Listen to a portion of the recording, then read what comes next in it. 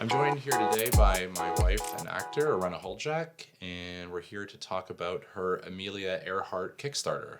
Yes. Thank you. This is amazing. But by the way, I love this. No, don't touch that. It might fall over. Okay, I won't touch it. It's It's so for good. decoration only. It's so good. Thank you. You're welcome. Do you want to talk about what your process has been up until now? Yeah, thanks. So it started as a small exercise. I was working with a mentor, Karen Ray, and she had assigned me a little exercise to go search for a monologue.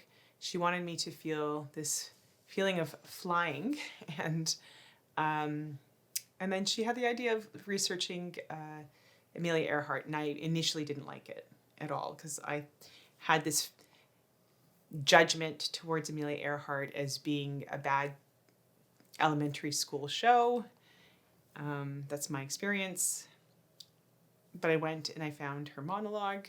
I went and found her speech, and I memorized her speech and performed it, and then some magic happened where it just happened to be on the day that she was born.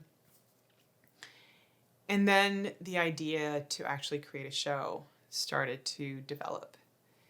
In all honesty, I fought the idea for a while. I really didn't think I wanted to do it. There was a lot of frustration around that. But I slowly started to acquaint myself and was writing, or I spent a long time researching, really. I was in the Toronto Public Library. I read her first book, For the Fun of It, which is a possible title for the show. I also stumbled on all her poetry, and it was an extensive amount of writing on her, and also an extensive amount of writing that contradicted each other, because there was this American side that had a story about her that was quite different from the Canadian side.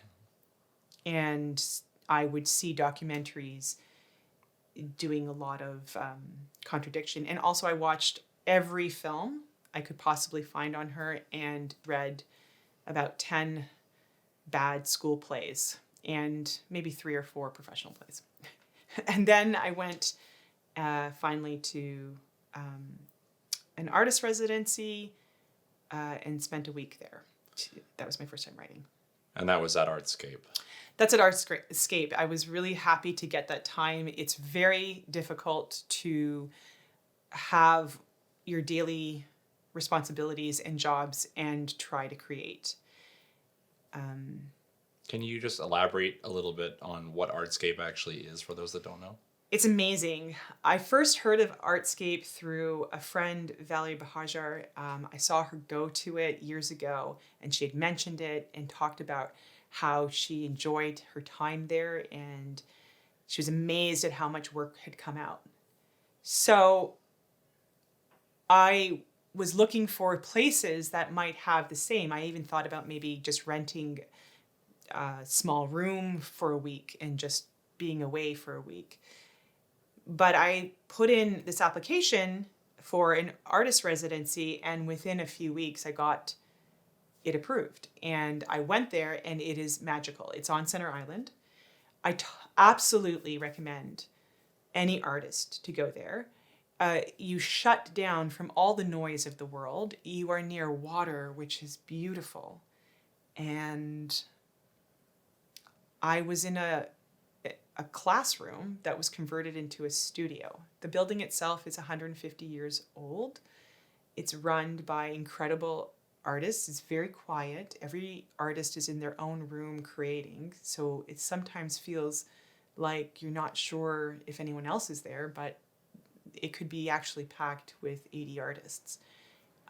And they have a shared kitchen and this beautiful greenhouse. It was quite magical. But I must admit, by the 7th day of being in the room with myself, my thoughts, and my writing, it felt a lot. And I wanted to leave. Understandably so. So why theater? Why not, put this on film?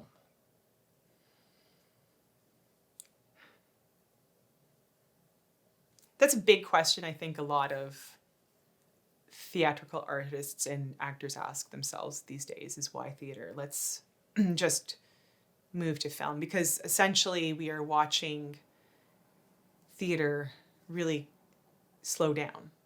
And I don't want to say death. It's not the death of theater. I don't think that it is dying. But it's doesn't have the audiences as it used to have. This piece is a theatrical piece. It came to me as that. Also, financially, it's more viable to do it as a theatrical piece, and it doesn't mean that it can't be moved into film. But the first step where I am financially, or what would make more sense, is to do it theatrically. Having said that, I fundamentally believe, like we watched that amazing documentary on records, right? Drop the Needle. Yeah, where you begged me to watch it. Yeah. And it was amazing because it talked about records just having, it was the first, Just kind of shows how, the oldest method of a recorded, audio media that we know, that was all we knew for many, many years, for decades, really. If you wanted to listen to recorded music at home, you bought records. It died its death when digital mediums came around, but then was sort of revived later, and now in a sense is here, bigger than it's ever been before.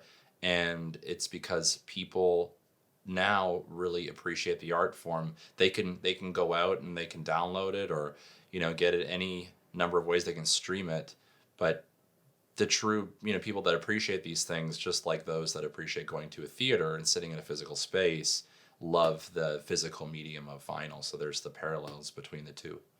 Yes, and it never will go away because there's always an audience for it. And you even said, sometimes I don't want to play the records. I just want to watch them or hold them or put them up on my wall. And I think that's with theater too. Like, there will always be an audience. When theater is bad and I am in the room, I feel like my life is being stolen from me, right? You and I have experienced this. Recently. Where we just... A show that shall not be named. Yes. But even bad theater is still kind of good theater, because you're still there. You're still seeing there. People right in front of you doing something they worked really hard on, even if it doesn't always work out. Absolutely. You're rooting for everyone. But I feel personally caged in. But when it is great, it is breathtaking, and it captures, it actually hijacks my emotion and my mind for weeks on end. I think that TV is some place where or film, we can escape watching that. We can shut down and be isolated, and we can choose whether we're going to engage or not. But in theater, it's live with other people, and so it asks us to connect.